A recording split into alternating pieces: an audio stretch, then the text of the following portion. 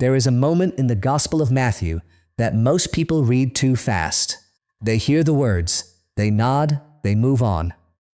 But if you slow down, if you really slow down and look at what Jesus actually said in the original language, something opens up. Something that changes the way you look at the small, warm body sleeping at the foot of your bed tonight. Jesus said that not one sparrow falls to the ground apart from the Father. And for 2,000 years, people have quoted that verse to comfort themselves. They've cross-stitched it on pillows. They've painted it on nursery walls. They've whispered it at funerals. But almost nobody stops to ask the harder question. What did the word falls actually mean in the language Jesus was speaking? And if that word means what the Greek scholars say it means, then what on earth does it say about the dog curled up on your porch, or the old cat who used to sit on your grandmother's lap, or the horse buried behind the barn under the cottonwood tree? That's what we're going to talk about today. And I'm going to warn you right at the start. This isn't going to be a sentimental little sermon about rainbow bridges and pretty poems. This is going to be an honest walk through what the Bible actually says, what the Greek actually means, what the Hebrew actually means, what the ancient world actually believed, and what modern grief researchers actually know about the bond between a human being and the animal they loved. We're going to be careful. We're going to be honest. And by the end, I think you're going to look at that empty food bowl in the corner of your kitchen a little differently. So let me start with a scene. It's late afternoon in Galilee. Jesus is standing on a hillside, or maybe on the edge of a village road, and he's talking to 12 tired, worried men. He's sending them out. He's telling them the world is going to be hard on them. People will hate them. People will hurt them. And right in the middle of this heavy conversation, he stops. He points at a bird, probably a common house sparrow, the kind that hopped around the marketplaces of the ancient world by the thousands. And he says something strange. He says, 2 sparrows are sold for a penny, and yet not one of them falls to the ground apart from your Father. Now here's where most people stop reading carefully. They hear falls, and they picture a little bird tumbling out of the sky. Dead. Gone. They think Jesus is saying, God notices when a sparrow dies. That's the Sunday school version. That's the pillow cushion version. And it's not wrong, but it's not the whole picture. Because the Greek word Matthew wrote down was pipto. And pipto doesn't just mean to die. It means to fall, to stumble, to sink down, to alight, to descend, to come to rest on the ground. Some of the oldest Jewish commentaries on this passage don't even read it as being about death at all. They read it as being about a sparrow simply landing. A sparrow hopping down off a branch. A sparrow settling onto the dust to peck at a crumb. Think about that for a second. Because if pipto means simply that a bird descends, then Jesus wasn't saying God notices the big dramatic moment of death. He was saying God notices every single moment, every landing, every hop, every small quiet motion of a creature that nobody else in the whole wide world is paying attention to. That's a different kind of God. That's a God who watches the tiny things. And I want you to hold that thought, because we're going to come back to it. We're going to come back to it when we talk about your dog. We're going to come back to it when we talk about the cat that used to need your blanket at night. We're going to come back to it when we talk about that horse, or that cow, or that goat, or that parakeet your kids buried in a shoebox behind the garage. But first, we have to understand the world Jesus was standing in when he said those words.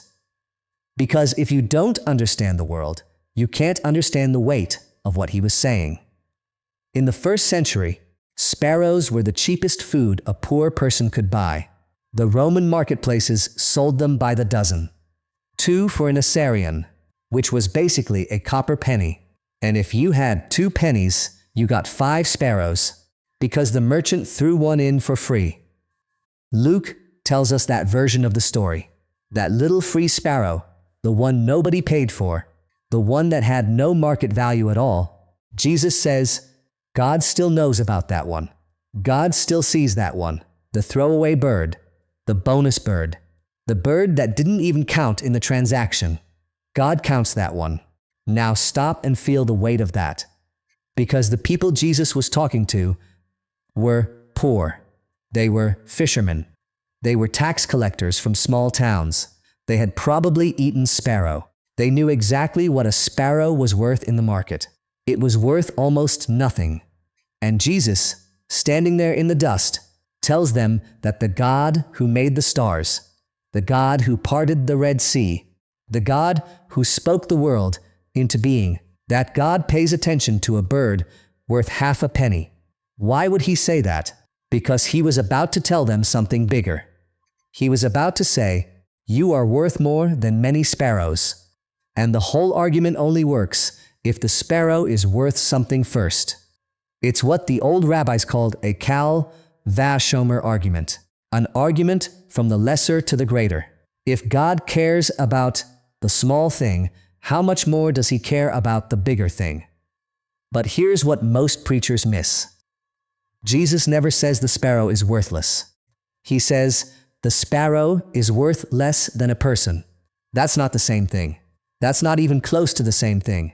And this matters for your dog. Hold on to that. We're getting there. Let me tell you about a woman named Martha. She lived in Oklahoma, in a small town I won't name, and she had a dog named Biscuit. Biscuit was a mutt, part shepherd, part something else. Nobody really knew. She found him under a porch during a rainstorm when he was maybe 6 weeks old. She brought him home.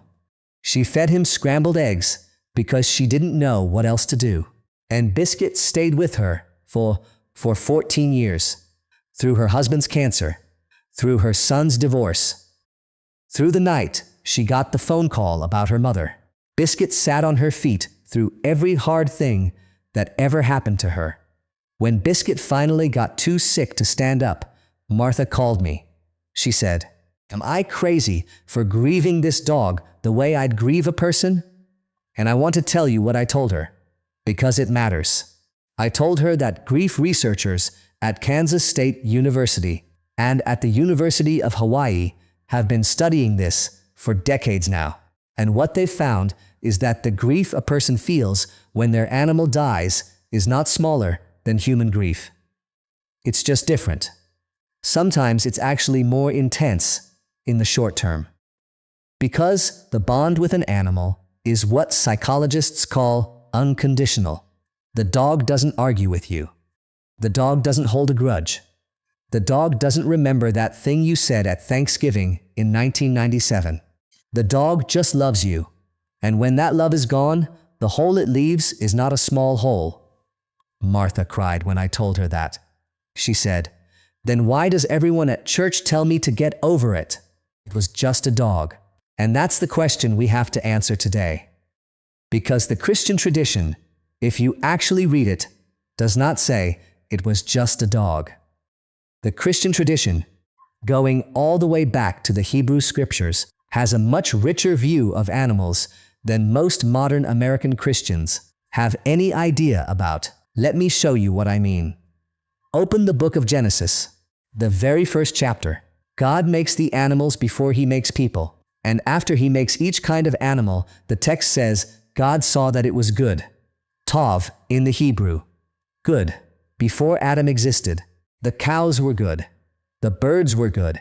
The fish were good. The wild animals of the field were good. God called them good in and of themselves. Not good because they were useful to people.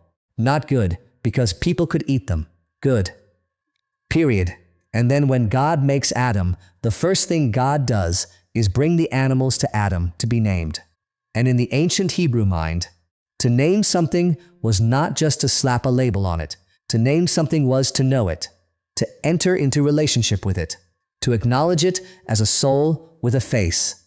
Adam names the animals one by one, and the text uses a phrase in Hebrew, nefesh chaya, which most English Bibles translate as living creature, when it's talking about animals.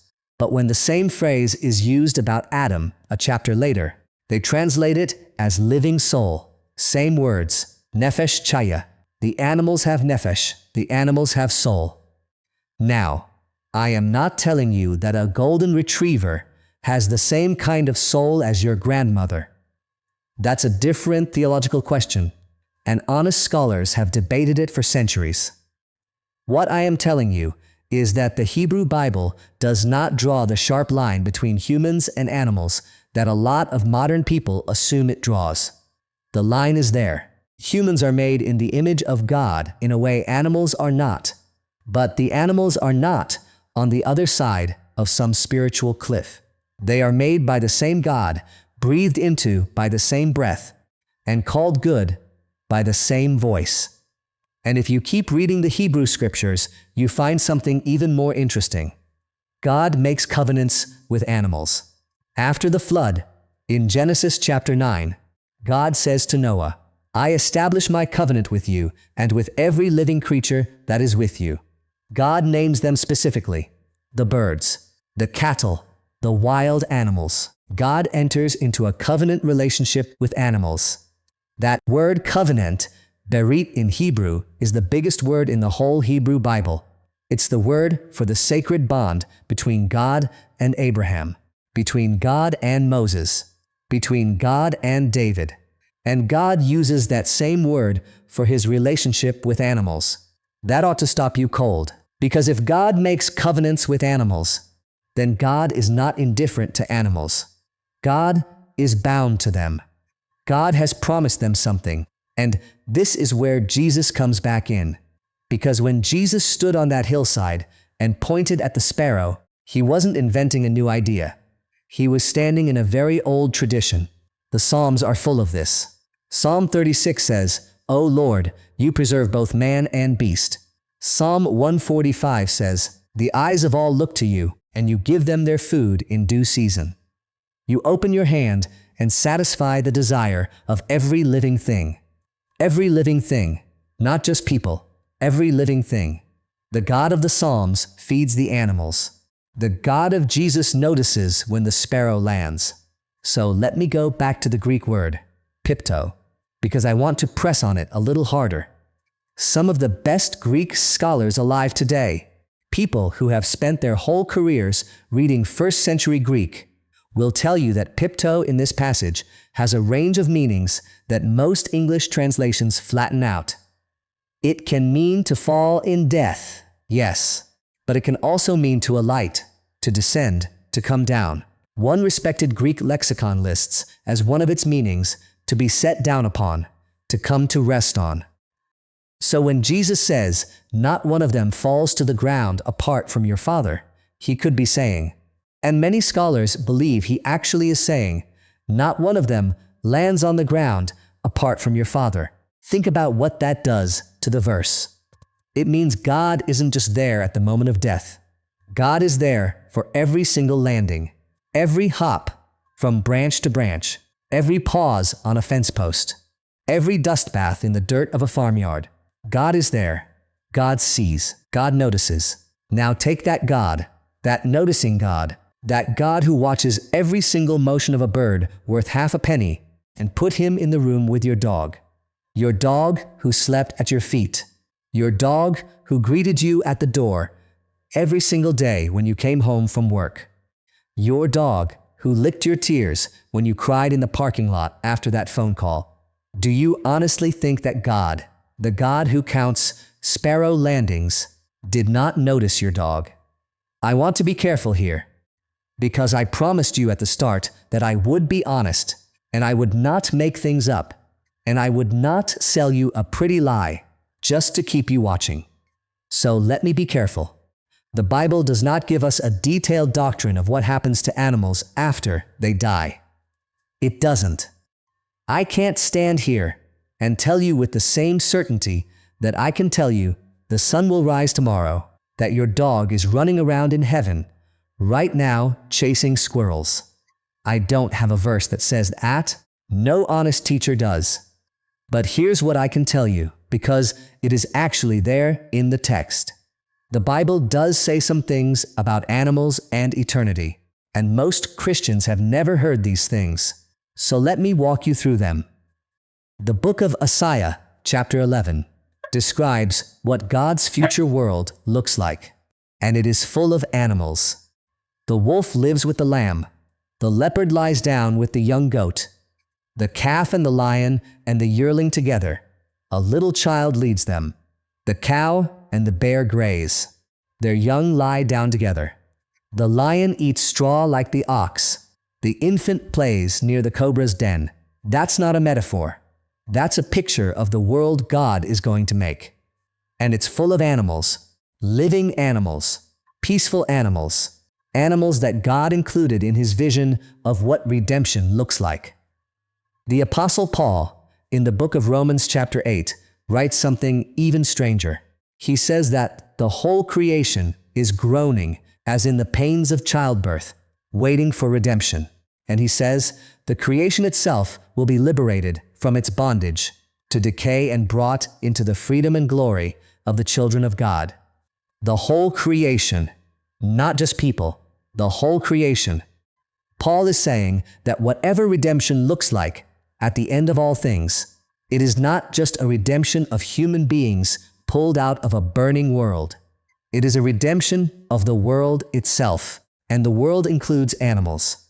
Now, a lot of very serious theologians have wrestled with this. C.S. Lewis, the man who wrote the Chronicles of Narnia, wrote a whole book called The Problem of Pain. And in one chapter of that book, he devotes serious pages to the question of what happens to animals after they die. Lewis was not a sentimental man. He was one of the sharpest minds Oxford ever produced.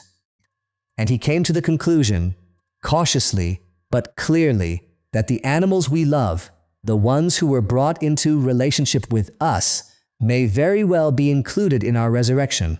He argued that our relationship with our pets is part of what makes them individuals, and if we are raised, it is not unreasonable to think they might be raised with us. Billy Graham, the most famous American preacher of the 20th century, was asked this question once by a little girl whose dog had died. And Billy Graham said, and I am quoting him, "God will prepare everything for our perfect happiness in heaven, and if it takes my dog being there, I believe he'll be there." Now I want to be fair. Other theologians disagree. Some traditional Protestant thinkers have said that only human beings have the kind of soul that persists after death. Some Catholic thinkers have said the same. There is a real theological debate here, and I am not going to pretend it doesn't exist. That would be dishonest, and I promised you honesty. So hear me clearly. The Bible does not settle this question with a single verse.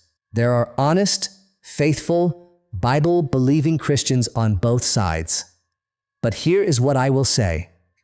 The weight of the biblical picture, when you take it all together, leans in a certain direction.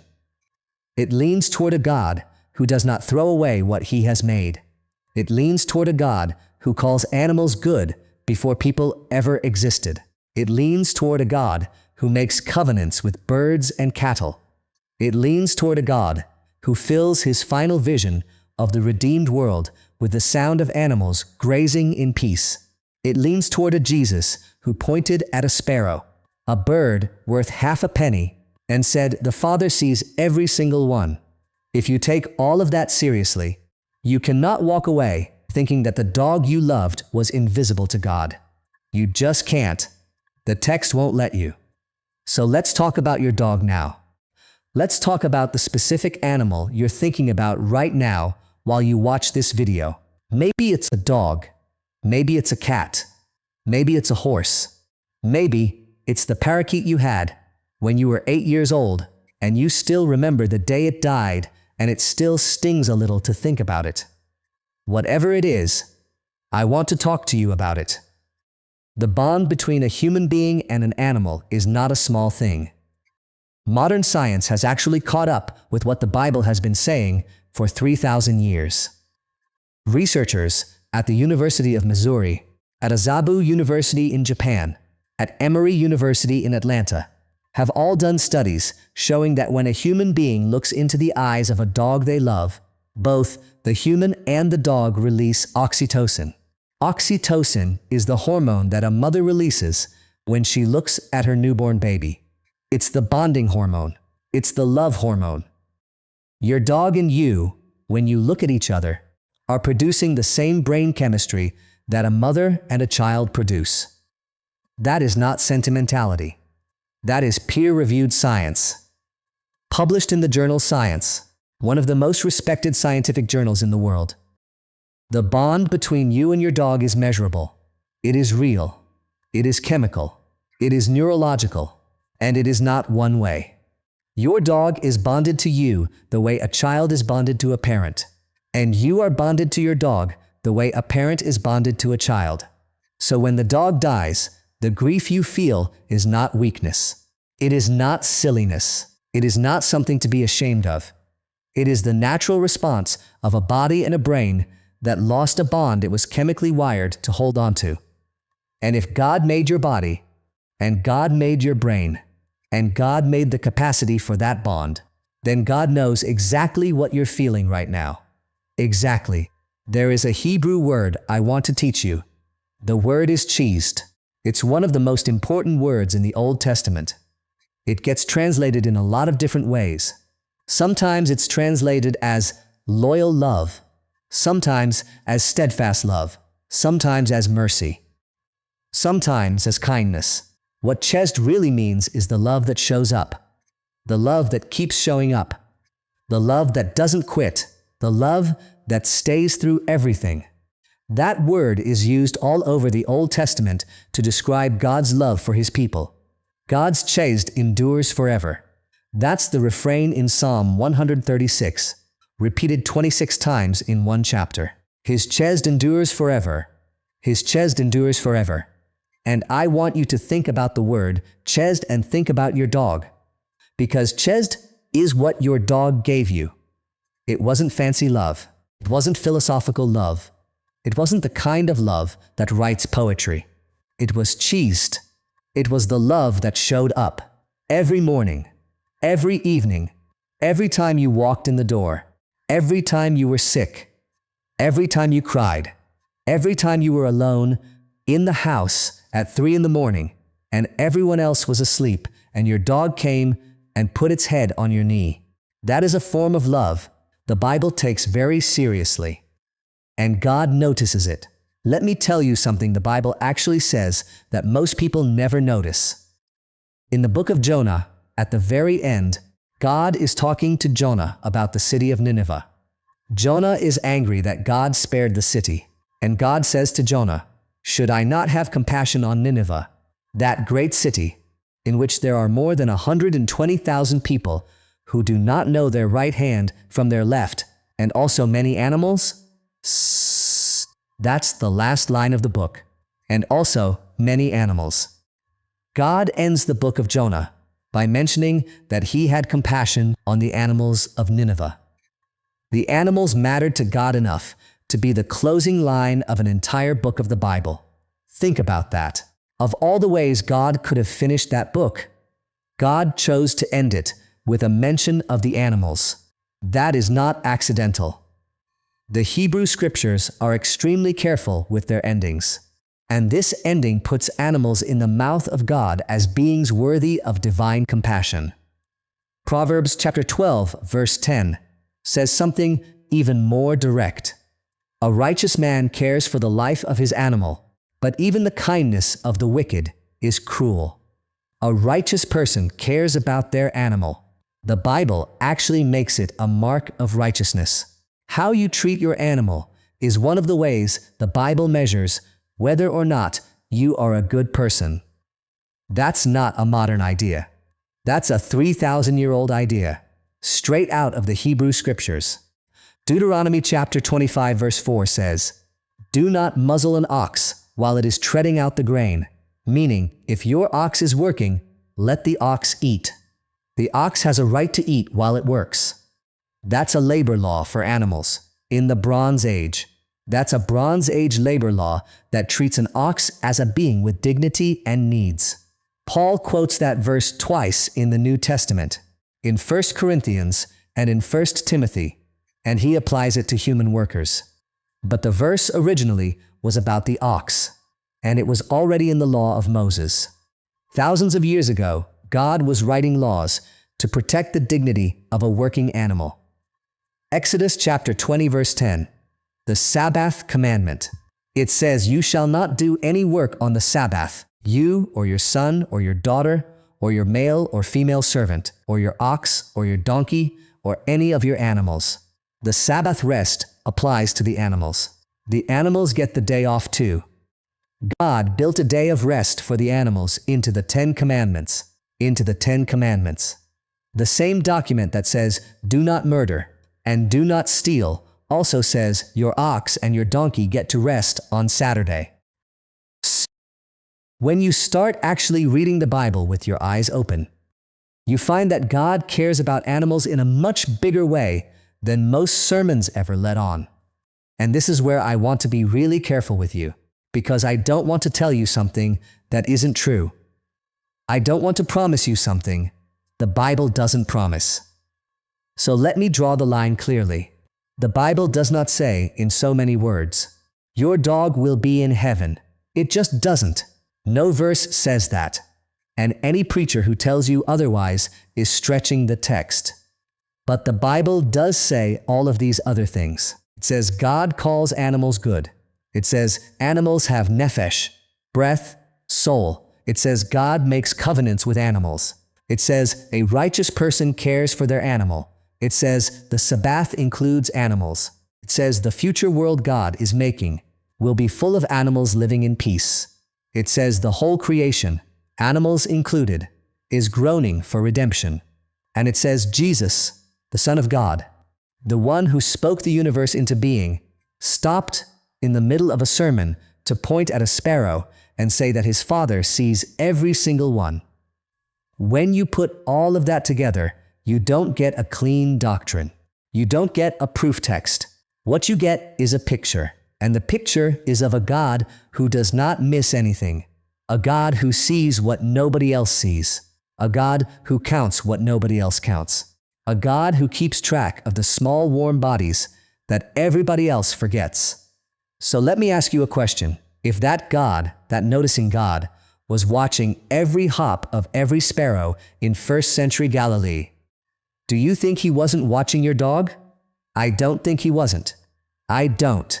I can't prove it to you with a chapter and verse, but I can tell you that everything else the Bible says about God's character makes it impossible for me to imagine that God, that specific God, the God of Jesus Christ, looked away when your dog took its last breath.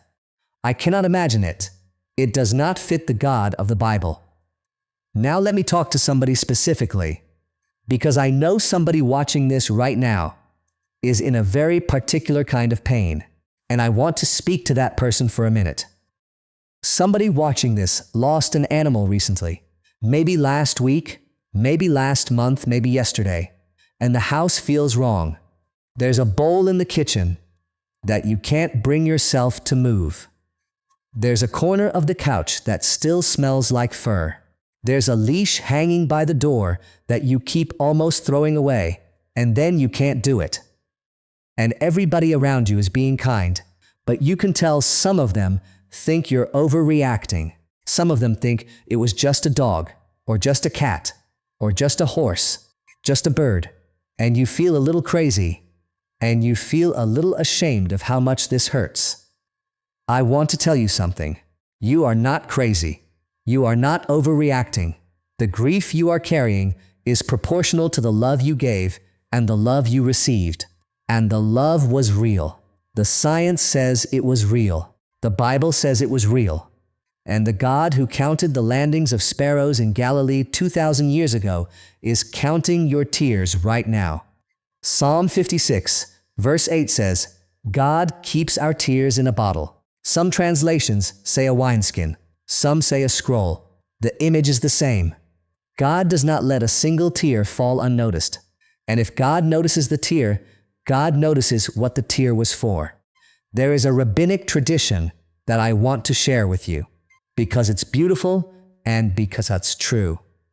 The ancient rabbis, the ones who studied the Hebrew scriptures for a living, believed that God pays attention to every creature that ever drew breath. They had a saying that God feeds the whole world, from the horns of the wild ox down to the eggs of lice. The whole world, even the smallest, the most invisible, the most forgotten. God feeds them. God sees them. God knows them by name. If that's true of the eggs of lice, and the rabbis thought it was, then it is certainly true of the dog that slept at your feet. Now let me come back around to the Greek, because I want to close where I started.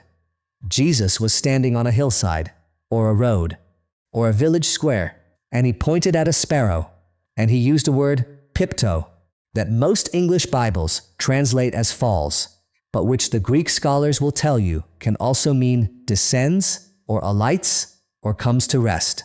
And he said that not one of these sparrows lands on the ground apart from the Father. Here is what I think Jesus was doing. I think he was giving his disciples a picture of a God who is paying attention to things nobody else in the world is paying attention to. I think he was saying that in the vast noise of the Roman Empire, and the noise of the temple, and the noise of the marketplace, and the noise of politics and armies and taxes and everything else that seemed important to important people, there was a God sitting quietly on a throne who was watching a sparrow hop down from a branch to peck at a grain of wheat in the dirt. And that God knew that sparrow. And that God counted that sparrow. And that God did not miss it. That God is the God of your dog. That God is the God of your cat. That God is the God of the horse you rode when you were 15, the one you still dream about sometimes. That God is the God of every animal that ever loved you and every animal you ever loved. I cannot prove to you exactly what happens to those animals after they die, but I can tell you that the God who watches every sparrow hop is not the kind of God who forgets. And if the God who made you also made the bond you had with that animal, and if the God who redeems the world is redeeming the whole creation and not just parts of it, then I think there is more hope for what happens after your dog dies than most sermons have ever bothered to tell you. Now let me sit with something hard for a minute, because this next part matters and I don't want to skip it. Some of you are watching this and you are angry. You are angry because your animal suffered. You are angry because you had to make a decision at a veterinarian's office that felt like the worst thing you'd ever done in your life. You sat in that fluorescent lit little room and you held your dog while a stranger in scrubs put a needle in its leg. And something in you broke that day and it never quite healed back the same way. I want to tell you something about that, because the Christian tradition has actually thought carefully about this. The decision to end an animal's suffering is not a small decision. It's not a light decision, but it is not, in the eyes of most Christian ethicists, a violation of anything God commanded. The commandments about not killing in the Bible use a specific Hebrew word, ratzak, that refers to the unlawful taking of human life. It doesn't apply to animals. And the tradition of humane care, of ending suffering, when suffering has become the only thing left, has been affirmed by Christian veterinarians and pastors and ethicists for generations. What you did in that room was not cruelty. It was the last act of love you had left to give. The dog didn't know what you were doing. The dog just knew you were there. The dog just knew your hand was on its head. The dog just knew your voice was the last voice it heard. And if God watches sparrows land, God watched that too. God watched you sit on that cold floor and hold that warm body and whisper whatever you whispered. God saw. God saw all of it. I've talked to a lot of people in the years I've been paying attention to this subject. And one of the most common things I hear is, I couldn't stop thinking about their last moments. And I want to say something to you, if that's you. Because grief has a way of getting stuck on the very last hours. The sickness, the vet visit, the injection, the drive home with an empty carrier or an empty leash. Those images play in your head on a loop, and you start to feel like the last few hours were the whole story. They weren't. The last few hours were the last chapter, but there were 14 years of chapters before that, or 9 years, or 6, or however many. And grief researchers will tell you that healing begins when you can start to remember the whole book, not just the last page. So if you're stuck on the last page, I want to invite you to remember earlier. Remember when the puppy chewed up your shoe. Remember when the cat first purred on your chest. Remember the first time your horse let you brush its mane. Remember the middle of the book, because God was watching the middle of the book too. God was watching all of it. Every landing, every hop, every walk in the park, every quiet moment on the porch, every single one. There's a story in 2 Samuel, chapter 12, that I want to tell you before we go much further. It's one of the most surprising stories in the whole Bible about the value of an animal. The prophet Nathan comes to King David. David has done a terrible thing, and Nathan tells David a story to make him see what he's done. The story is about a rich man and a poor man.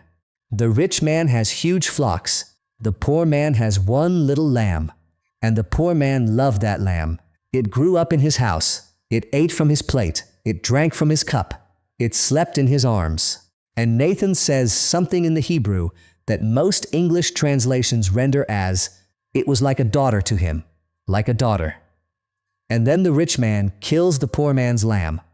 And David, the king, hears this story, and David is furious. David says the rich man deserves to die for what he did. Now here's the thing. That whole story was a metaphor about David's own sin. But for the metaphor to work, David had to instantly and completely understand that a poor man loving a lamb like a daughter was a real thing, a normal thing, a thing worth defending with the wrath of a king. King David, the man after God's own heart, the man who wrote half the Psalms, understood in his bones that a person could love an animal like a child. And God used that understanding to convict David of his own sin. The Bible knows what your love for your dog was. The Bible has always known. I want to go back one more time to the Greek. I promise this is the last time, but I want you to see something. Because in Matthew 10, right after Jesus talks about the sparrows, he says something else. He says that even the hairs of your head are all numbered. And the word he uses for numbered is a word that means counted. Counted individually, counted one by one, counted like a shepherd counts his sheep coming through the gate at night. Every single one, no misses. Do you understand what Jesus is saying? He's saying that God's attention is not general, it is specific. God is not vaguely aware of the sparrows in a kind of far-off statistical way. God counts them one by one, and God counts your hairs one by one. And if God's attention is that granular, that specific, that microscopic, then God was not vaguely aware of your dog. God knew your dog. God knew what your dog's paws sounded like on the kitchen floor. God knew what your dog's tail looked like when you came home. God knew the sound your dog made when it dreamed. God knew all of it, every single hair. That's a big claim, and I want to make sure I'm not overreaching. So, let me pull back a little and just say this. The God of Jesus is a God of attention. He pays attention. He is present in the details. He sees what nobody else sees. That is not a sentimental idea. That is the plain and repeated teaching of the Bible from Genesis to Revelation. And once you accept that God is a God of attention, once you accept that God notices, then a lot of things fall into place, including your grief, including your love, including the animal. There are cultures in this world that have understood this better than we do in modern America. The Dine people, The Navajo have a deep tradition of respect for animals as beings with spirit. Many of the indigenous peoples of North America, from the plains to the Pacific coast to the Great Lakes, have taught for generations that every creature has a spirit and a place in the great web of life. And it's worth saying that this ancient understanding, which some modern Christians have looked down on, is actually closer to what the Hebrew Bible teaches than most modern American religion is. The Bible does not teach that animals are just meat on legs. The Bible teaches that animals have breath and blood and soul and belong to God. That's why the Sabbath includes them. That's why the flood covenant includes them. That's why the future world of Messiah includes them. The old ways knew things, and some of the old ways were closer to what Jesus was actually saying than the new ways are. I want to talk about something that a lot of people won't talk about, and it's the question of whether it's okay to pray for an animal, or to pray about an animal, or to talk to God about the animal you lost. There are people in your life who might tell you that's silly, that God doesn't care about that kind of prayer, that you should save your prayers for serious things like healing cancer, or finding a job, or fixing a marriage. Let me tell you what the Bible says about prayer. The Bible says that the Spirit of God intercedes for us with groans that words cannot express. That's Romans chapter 8, verse 26. The same chapter that says, all creation is groaning for redemption. The Spirit groans, the creation groans. And we, caught between them, groan too. When you cry over your dog, that is a form of prayer. When you say God's name because you don't know what else to say, that is a form of prayer. When you kneel in the yard by the little patch of dirt where you buried your cat, that is a form of prayer. And the God who sees the sparrow sees you. You are not silly for grieving an animal. You are not weak. You are not making too much of it. You are, in the deepest biblical sense, being human. Because human beings, from the moment Adam named the animals in the garden, have been bound to the animals in a way that God designed, and God watches and God counts. Let me take you back to that first century hillside one more time, because I want you to picture the scene. Jesus is talking to 12 men. They are going to be sent out into a hostile world. Some of them are going to die for what they believe. All of them are going to suffer. And Jesus, right in the middle of preparing them for the worst, stops and points at a sparrow. And he says the Father sees. He says the Father counts. He says you are worth more than many sparrows. What he did not say, and this is worth noticing, is that sparrows are worth nothing. What he did not say is that sparrows are just background noise in the divine mind. What he said is that you are worth more than sparrows, which only makes sense if sparrows are worth something to start with. Your dog was worth something. Your cat was worth something. Every animal that ever crossed your life and left a mark on you was worth something, because the Father sees, and the Father counts, and the Father does not miss what he has made. I want to end with a few honest words, and then I'll stop. I cannot tell you exactly what happens to animals after they die. No one can. Anyone who tells you they know for certain is either overpromising or oversimplifying. The Bible gives us hints. It gives us a picture. It gives us a direction, but it does not give us a detailed map. And I am not going to pretend it does, because you deserve honesty, and grief deserves honesty. Sentimentality is not what heals grief. Truth is what heals grief. Slow truth, patient truth, the kind of truth that stands up in the middle of the night when you can't sleep, and your dog is not there, and you have to figure out how to get up in the morning anyway. So here is the truth as best as I understand it. The God of the Bible is a God who notices, a God who counts, a God who calls animals good, a God who makes covenants with them, a God who commands their protection, a God who fills his final vision of a redeemed world with the sound of them living in peace. A God who, in the person of Jesus Christ, stopped to point at a bird worth half a penny and said the Father sees. If that is the God who is real, and I believe it is, then the dog you loved was not invisible to him. The cat was not invisible. The horse was not invisible. The parakeet was not invisible. Every warm, small living thing that ever leaned against your leg, or licked your face, or nuzzled your hand was seen, was counted, was known by name, and whatever redemption looks like, at the end of all things, I believe it is bigger and stranger and more beautiful than any of us can imagine. I believe it includes more of what we loved than we dare to hope. I believe the God who did not throw away sparrows is not a God who throws away the animals we bound our hearts to. So tonight, if you are grieving, I want you to do something. I want you to say the name of the animal you lost. Just say it, out loud, in whatever room you are in. And know that when you say that name, you are not throwing it into an empty universe. You are speaking it in the hearing of the God who watches sparrows land, the God who counts hairs on heads, the God who keeps tears in a bottle, the God who calls animals good. That God heard you. That God heard the name.